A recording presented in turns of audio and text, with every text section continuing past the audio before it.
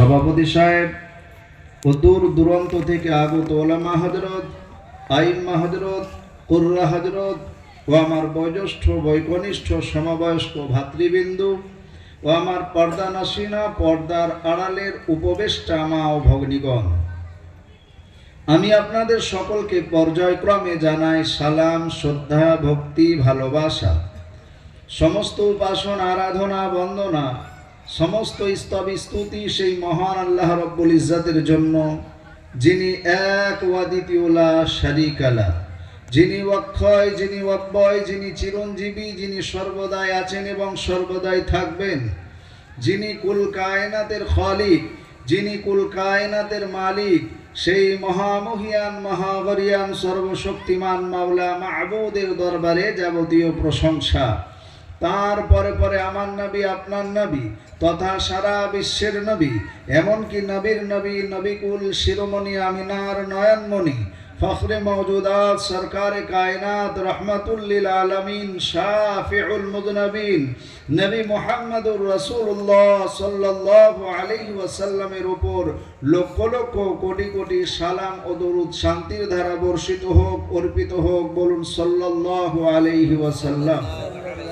আল্লাহ রব্বুল আলামিনের অশেষ মেহেরবানি, অনুগ্রহ, দয়া, কৃপা যে আল্লাহ রব্বুল আলামিন আপনাকে আমাকে বড় ভালোবেসে এইরকম একটি দিনই মাহফিলে আসার, বসার, বলার এবং শোনার সুবর্ণ সুযোগ দান করেছেন, যার জন্য আমরা সকলে আল্লাহ রব্বুল আলামিনের কাছে কৃতজ্ঞতা বা শুকরিয়া আদায় করি। বলুন আলহামদুলিল্লাহ।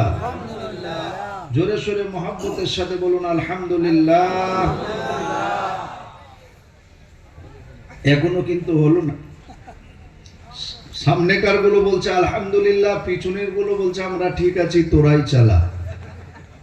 জোরে সোরে মহব্বতের সাথে বাপ বেটা একসঙ্গে মহব্বতের সাথে আল্লাহর প্রশংসা আদায় করি। বলুন আলহামদুলিল্লাহ। আলহামদুলিল্লাহ, লিল্লাহি তাকবীর, আল্লাহু আকবার। না, আসামের মানুষ কি ব্যাপার, আপনারা এত দুর্বল হয়ে পড়েছেন কেন? আমি রাত জেগে কত কষ্ট করে 750 কিলোমিটার দূর থেকে এসে এত জোরে জোরে চিল্লাতে পাচ্ছি, আপনারা কেন সাড়া দিচ্ছেন না? আপনারা কি রাগ করে বসে আছেন? জোরে সোরে মহব্বতের সাথে দেখি আরেকবার লিল্লাহি তাকবীর, আল্লাহু আকবার। আজকের শেষ ক্ষমতা যতটুকু আছে আল্লাহ রব্বুল আলামিনকে দেখিয়ে দেন। আল্লাহ তোমার জন্য গলা ফাটিয়ে তোমার ধ্বনি কি করছে আজকে উচ্চারণ করছি, দেখি কে কত জোরে বলতে পারে লিল্লাহি তাকবীর, আল্লাহু আকবার। মাশাআল্লাহ। ওই যে প্যান্ডেলের একদম শেষেই বসলো ওই লোকগুলো কি আপনাদের থেকে আলাদা? আপনাদের সঙ্গে ওদের ঝগড়া আছে নাকি? বলুন তো কি অবস্থা। হ্যাঁ বাবজি চলে আসো, এটা এরকম মজলিস নয় তো এরকম বসার। এইদিকে কটা দেখুন সাইজ হয়ে বসেছে। আল্লাহু আকবার। এখন পর্যন্ত মানুষ জলসায় বসতে পর্যন্ত শিখে নাই, কথা বলেন ঠিক না? যেখানে যায় সেখানেই আমাদের জলসায় বসার জন্য বলতে হয় চলে আসুন ভাই, শীতের রাতেই সামনে আসুন, উঠে আসবেন আপনার জায়গা থেকে। গলা কাটা শহীদের সব পাবেন। বড় বড় হুজুররা বসে আছেন, জিজ্ঞাসা করুন একটা সুন্নত জিন্দা করলে 100 গলা কাটা শহীদের সব আপনার আমলনামায় দেওয়া হবে। আপনারা বাড়ি থেকে বিছানা ছেড়ে এসছেন আরামের, আর কেন ভাই এরকম বসছেন? যারা রাস্তাঘাটে ঘোরাফেরা করছে ওরা কারা জানেন? বলবো না, সব আমাদেরই খালাতো মামাতো ভাই, কিন্তু ওদের এখন সম্পর্ক হয়ে গেছে ইবলিশের সঙ্গে, বুঝলেন? কথা বলুন ঠিক না হুজুর? একদম। ওই জন্য ইবলিশ বলছে সর্বপ্রথম চেষ্টা করেছিল কলকাতা থেকে, বর্ধমান থেকে, আরো ওই কি বলে কুচবিহার থেকে মৌলানা সাহেব আসবে, দেশ বিদেশের মৌলানা এসে কি করবে, ওয়াজ নসিহত করবে। সর্বপ্রথম প্ল্যান তারা চালিয়েছে, মেহনত চালিয়েছে জালসাতেই যেন না যায়, কথা বলেন ঠিক না? এরপরেও যখন দেখেছে জালসাতে চলে এসছে, বলে চ না, আমি তো আছি তোদের সঙ্গে, জলসা তোকে শুনতে দেবো না, খালি রাস্তাঘাটে বাদাম খাইয়ে বেড়াবো, কথা বলেন ঠিক না? এরপরেও প্যান্ডেলে বসেও এখানে বসে আছে, মন অন্যদিকে পড়ে আছে। এরকম মানুষ আছে না নাই? ও মন দিয়ে শুনতে দেবে না, শুনলেও বলবে কি জানেন, বলবে মৌলানা সাহেবদের কাজ হচ্ছে বলা আর তোদের কাজ হচ্ছে শোনা, ওনারা বকে বকে বক্তা, তোরা শুনে শুনে সানাউল্লাহ, মাঝখানে আমালুল্লাহ, আমাল করতে হবে না বক্তার না শ্রোতার, কথা বলেন ঠিক না? ওই জন্য আমরা আমালের জিন্দেগি করব, বলুন ইনশাআল্লাহ। হ্যাঁ, তবেই কাজ হবে, না হলে পরে শুনে শুনে খাইশ মিটাবেন, বলবেন কলকাতা থেকে হুজুর এসেছিলেন, খুব সুন্দর ওয়াজ, গলার কি সুন্দর সুর, এই বলে আল্লাহর কাছে বাঁচা যাবে? জোরে বলেন, বাঁচা যাবে না। আজকে কোরআন হাদিসের কথাগুলো শুনে নিজের জিন্দেগিতে কি করব, বাস্তবায়ন করব, বলুন ইনশাআল্লাহ, বলুন ইনশাআল্লাহ। হ্যাঁ, আজকাল জলসা শোনা কিরকম হয়ে গেছে জানেন? আল্লাহু আকবার, লক্ষ লক্ষ টাকা খরচা করে জলসা, বসার জন্য এত সুন্দর ব্যবস্থা। আমাকে আসাদুল্লাহ সাহেব দেখাচ্ছিলেন, ওইদিকে রান্না হচ্ছে, কেউ দিলেন খাবার দাবারের ব্যবস্থা আছে না নাই? আছে। এরপরেও মানুষ নাই, লোক নাই, কথা বলে, প্যান্ডেল ভর্তি হচ্ছে না। যদি এখানে গান বাজনা হতো, জায়গা দেওয়া যেত, বলুন আল্লাহু আকবার। তাহলে বুঝতে পেরেছেন আমরা কোন রাস্তায় যাচ্ছি। এখানে আমরা আসছি না খারাপ জিনিসের মধ্যে কি করছি, আমরা যাচ্ছি। এটা কিন্তু খুব ভয়ঙ্কর ব্যাপার। আমাদের ওই খারাপ রাস্তাগুলো ছেড়ে ভালো রাস্তা ধরা লাগবে, কথা বলেন ঠিক না? ওই জন্য বাবজি আমি কি করব, একটু একটু করে আলোচনা করব, আপনারা কি করবেন, মন দিয়ে শুনবেন, আর শেষে কি করব, আমরা আমল করার চেষ্টা করব, বলুন ইনশাআল্লাহ। আজকাল জলসাগুলো শোনা কিরকম অবস্থা হয়েছে জানেন? তাফসীর করার আগে আমি একটা গল্প শোনাই। আমার একটা নানা মৌলানা বয়স্ক, বুঝতে পেরেছেন তো, নানার কাছে এই গল্পটা শুনেছিলাম। আজকালকার জালসাগুলো শোনা ঠিক এইরকম হয়েছে, নানা আর নাতি দুজনা মিলে জালসা শুনতে গেছে, বুঝলেন তো? হুজুর জালসা করছেন, কি ওয়াজ করেছেন? বলছে বাবা, পুরুষের জন্য সতর্কতা নাভি থেকে নিয়ে হাঁটুর নিচে পর্যন্ত। আল্লাহু আকবার। আর মাইক ম্যান কোথায় আছে? আপনাদের এত সুন্দর ব্যবস্থাপনা, কিন্তু মাইক এইভাবে খাটাতে হয়, একদম ভ্যার ভ্যার করছে। প্যান্ডেলের বাইরের আওয়াজ এত মিষ্টি সুন্দর, কিন্তু ভেতরটাই দেখুন ভ্যাট ভ্যাট ভ্যাট ভ্যাট করছে।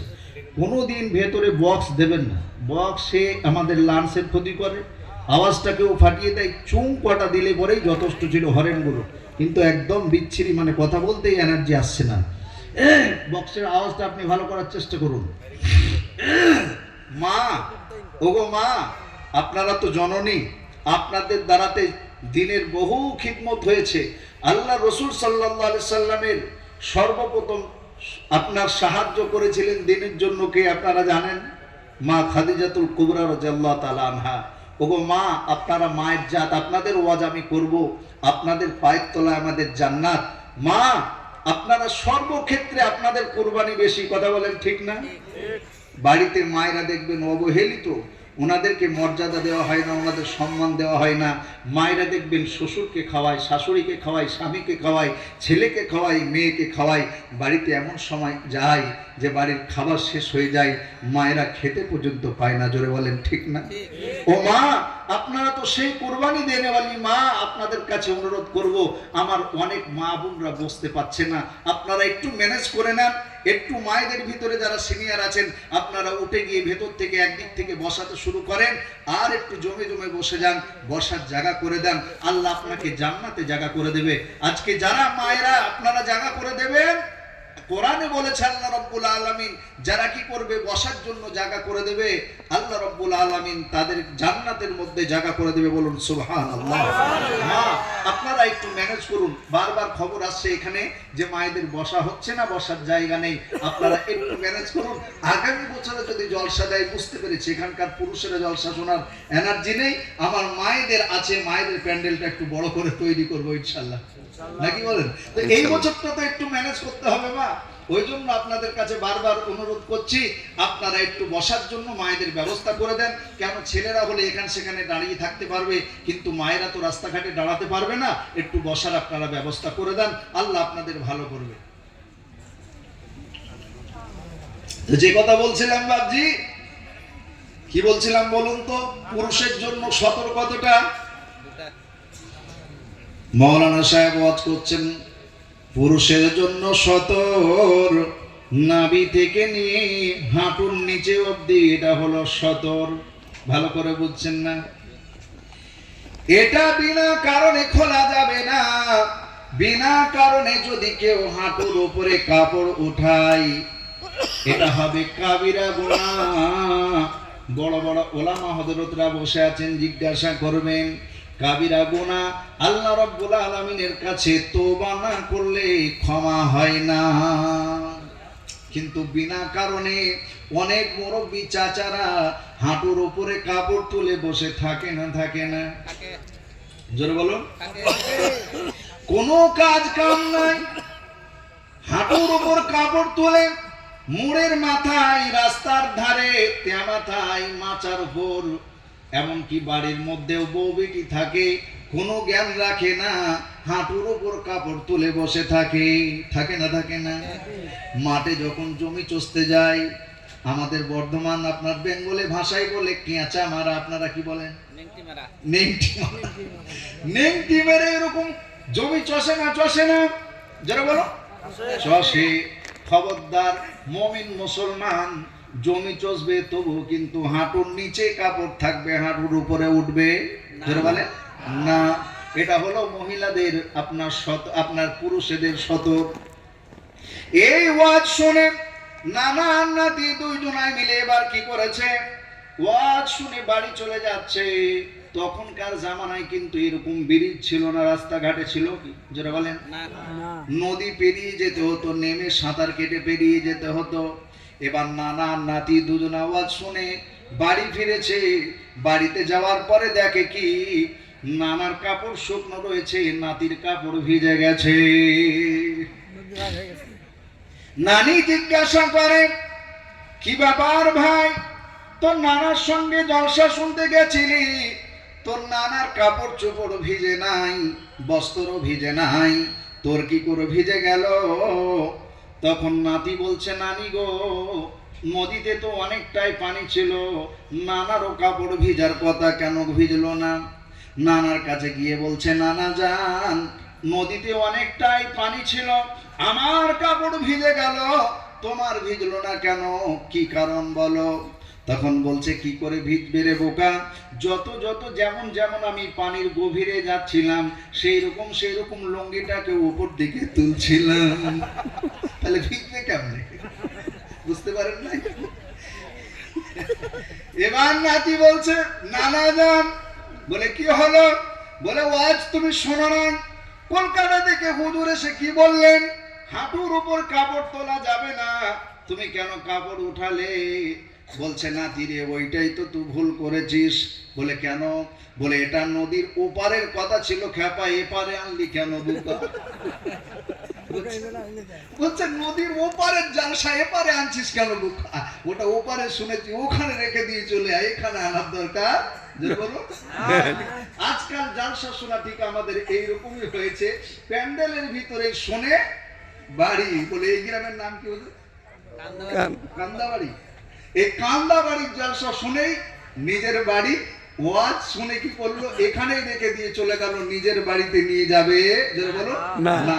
আমরা এখান থেকে ওয়াজ নিয়ে গিয়ে নিজের জিন্দেগিতে কি করব, ফিট করব, বলুন ইনশাআল্লাহ। বলুন ইনশাআল্লাহ। এবার আসুন, আল্লাহ রাব্বুল আলামিন আমাদেরকে এত সুন্দর পরিবেশে আসার তৌফিক দিয়েছেন। এই জায়গায় আপনারা বসে আছেন, এই জায়গা কোন জায়গা আপনারা জানেন? কোথায় বসে আছেন আপনারা? জান্নাতের বাগিচা। মাশাআল্লাহ, খুব সুন্দর। জান্নাতের বাগানে আপনারা বসে আছেন। এই মজলিস যারা আসবে, বসবে, বলবে, শুনবে, বিগত জীবনের গুনাহ খাতা মাফ করবেন কে? আল্লাহ। আরো চিল্লা কোন কে? আল্লাহ। আল্লাহ এত বড় মজলিসে এসে বসেছেন। এই মজলিসে ক্ষমার ওয়াদা আছে, যারা আসবে, বসবে, বলবে, শুনবে, আমাল করবে, মহান আল্লাহ রাব্বুল আলামিন তাদের বিগত জীবনের গুনাহ খাতা মাফ করে দেবে। চিল্লা কোন সুবহানাল্লাহ।